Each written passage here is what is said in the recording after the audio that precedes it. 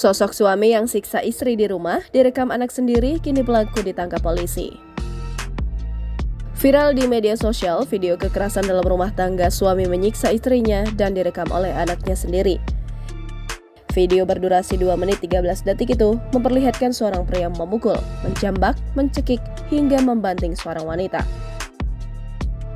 Sementara sang anak berteriak berusaha menghindar, si perekam pun beberapa kali berteriak berusaha menghalangi.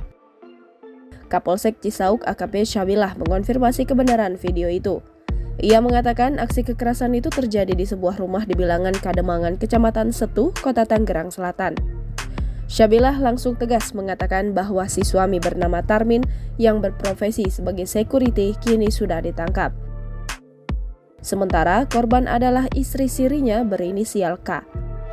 Kondisi terkini K menderita sejumlah luka, terutama di bagian kepala, terutama wajah.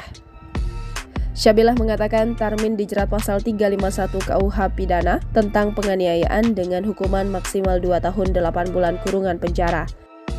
Sementara, Kanit Reskrim Polsek Cisauk, Ibtu Margana menerangkan, Tarmin tidak dijerat dengan pasal KDRT karena hubungannya dengan korban hanya istri dari pernikahan siri, tidak tercatat di kantor urusan agama.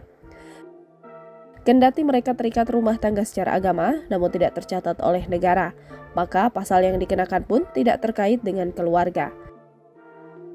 Margana juga mengatakan, motif pelaku melakukan penganiayaan karena mencurigai istrinya selingkuh.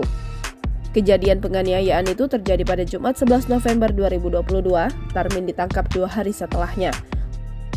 Margana juga mengonfirmasi soal perekam video tersebut adalah anaknya sendiri.